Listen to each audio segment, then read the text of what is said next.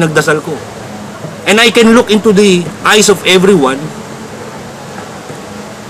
Kung kulang po yung ginawa ko, hindi ko po kayang maghimala ng 3 taon.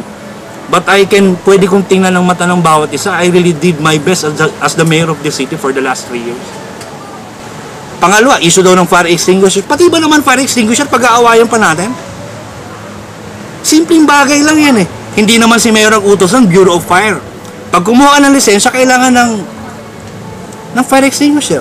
Pangatlo, timbangan. Dati daw 20 pesos, ngayon daw 200.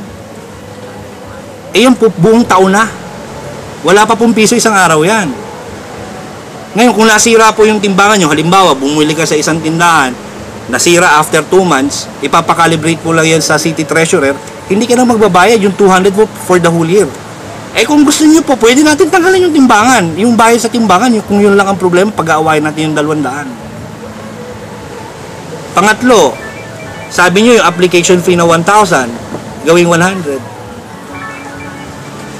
Ito nga po yung sinasabi ko, sinabi nyo, siniraan nyo pa si Vice Mayor, siniraan nyo si Consel Lainez na nagbenta. Sabi ko, everybody was selling. Alam nyo po, ito po ang gusto ko linawin sa ating mga kababayan. Ano? Kasi po mukhang demonyo ako at satanas sa mga paningin nila eh. Eh okay lang ho yung sa akin. Because lahat ho ng pagbatikos nyo sa akin, parte ng pagiging mayor ko yan. Yun ho ang kaakibat na binigay na tungkulin sa akin ng Panginoon, pati na ng tao. Eh kung ayaw ko na maging demonyo sa paningin ng ilan, eh sabi ko nga si Kristo, lagi ko binabanggit ito, si Kristo lalabing 2 apostoles, may naghudas pa eh, sa akin pa kaya?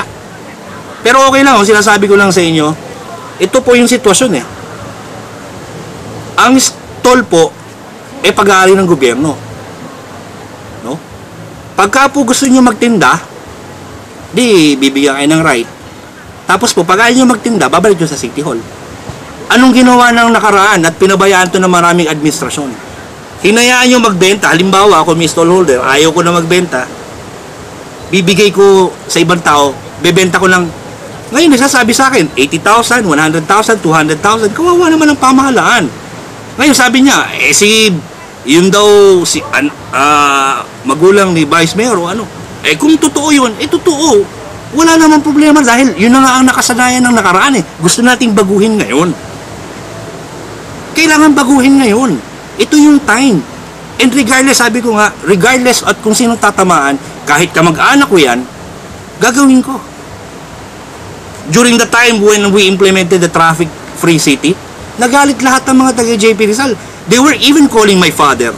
Ang tatay ko pumatawag sa akin dito, galing Maynil, Tutoy, pagbigyan mo lang ng mga kaibigan ko yan. Eh, pero sabi ko sa tatay ko, simple lang po, Dad. Bilang anak at sa personal na bagay sa pamilya, pwede akong sumunod. But with regard to the operations of the city, I am the mayor here.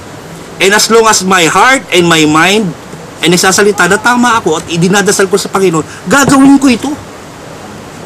And my father respected me for that. Until now, that has been my principle. Ang sinasabi niyo po rito, simple, nakakapagbayad kayo ng 100,000 pwesto. Yun po ang puntos ko eh. Nakakapagbayad kayo ng 100,000 hanggang kalahating milyon, binibenta nyo sa ibang tao. Nakabili kayo, kalahating milyon. Ha? Yung bang 1,000 pag-aawayan pa natin? Para namang salaw yun. No? Anong sunod? Sabi nyo, Enero na lang dahil gagawin nyo yung puhunan. Hindi ko tayo makakapagbukas niyan pagka sinabi nyo Enero. Bakit? Nung sabi nyo sa akin, wag muna ako magpagawa ng Hunyo kasi magpapasukan, malakas ang sales. Nung Agosto ko magpapagawa, ang sabi ninyo,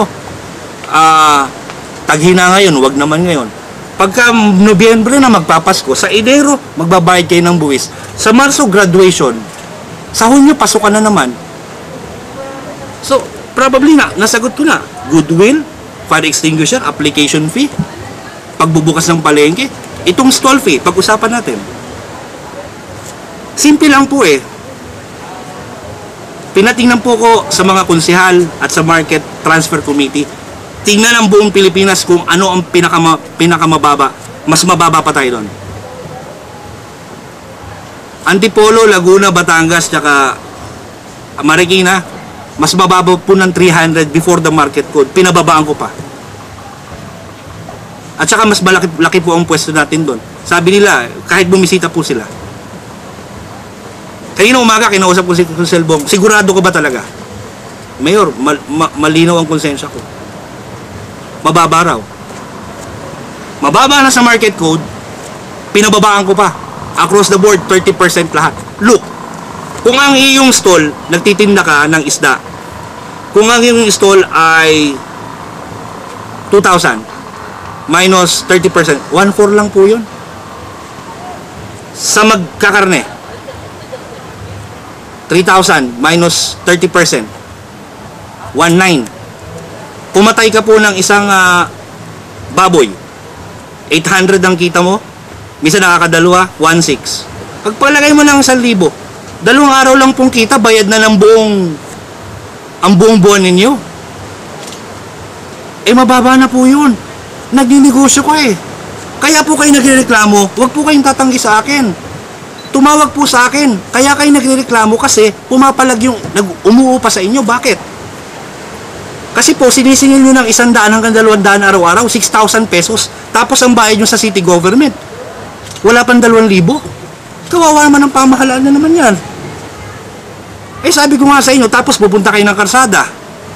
Hindi naman kayo nagpasabi sa akin na pupunta kayo ng karsada.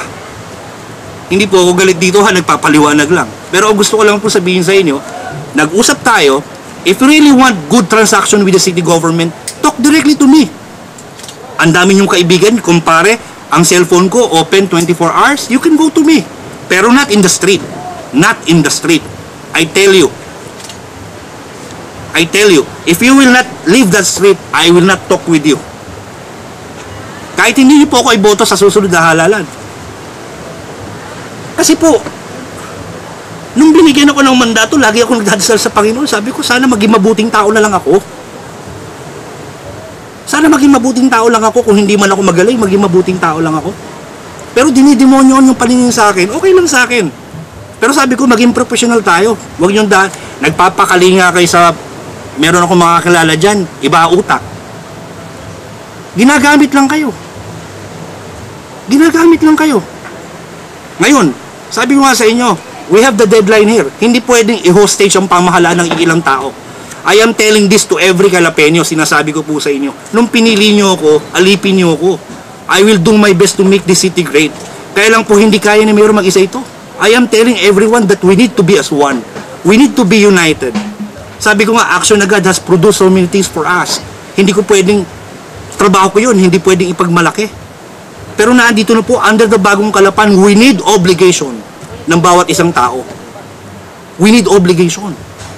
Hindi yung tatakutin nyo ko. Eh ako naman si takot. Wala mangyayari sa pamahalaan ito. Kayo na po mag-mayor. Hindi na ako.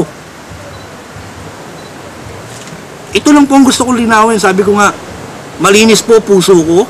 Malinis ang isip ko. Kahit saan tayo magpunta, papangatawan ng kutong dala ko. At hindi ko po kayo pababayaan kung marunong kayong rumispeto sa pamahalaan. At hindi ko kayo papabayaan dahil yun po ang trabaho namin.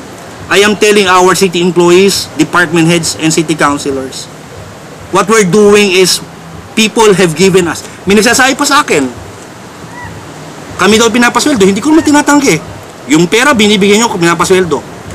Ang tanggalin daw yung mga empleyado. Eh yung po nagsasalita yun, mga pamangkin niya, dalawa nasa city hall, nagkakandayak pag hindi matanggap.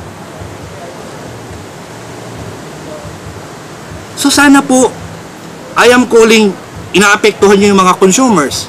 Nagpapaawa kayo. Sabi ko nga kay Fe, at kung ilang pa dyan, at yung hindi naman taga-palengke na sumasaw-saw sa isyong ito, kung may politiko pati dyan, eh magdahan-dahan po kayo. Kasi sabi ko nga sa inyo, itong puso ko lang nagdadala sa akin. Sabi ko nga sa inyo, nasasaktan din ako kahit ako ay mayor. Pero hindi po ako pwede magpa-apekto lang dahil tinatakot yung pamahalaan. Kung ang sarili ko lang po pwedeng matakot, pero ako po ay humahawak na isang pamahalaan, hindi nyo po pwedeng takutin ang pamahalaan. If you really want, we will declare all stalls vacant. If you don't want, you cannot vend. Marami pong gusto dyan. Sabi ko nga sa inyo, 30%, 1-2, 1-4, ayaw nyo pa, nagninegosyo kayo, pinaupahan nyo sa iba. Sabi ko, hanggang Pebrero 15, ayaw nyo. Malay nyo, pagka maganda kayong kausap, buong buhay nyo, 30% na off. Pero, kayo, pupunta kayo ng karsada, sala yun. Sala yun. Huwag kayong ganyan. Huwag kayong ganyan. Sabi ko nga, I owe my duty and my obligation to the people who elected me. Under the Bagong Kalapan, I tell you, it is not the sole responsibility of the government. It is not the sole responsibility of the mayor. It is the responsibility ng lahat ng tao. Yung nag-helmet, mag-helmet kayo, hindi lang dahil huhulihin kayo. Para sa inyong kabutihan yan. Yung bawal manigaryo sa tamang lugar, hindi kayo sinisikil ni mayor. Kung hindi natin naayusin to, we cannot do great things for this city, I tell you. I tell you. So sabi ko nga ho, kung gusto nyo makipag-usap sa akin ng matino, wag daanin ang karsada, wag magpawa. Alam ko po ang kalagayan ninyo. Alam ko po. Madali naman tayo mag-usap eh. Huwag nyo lang dadaanin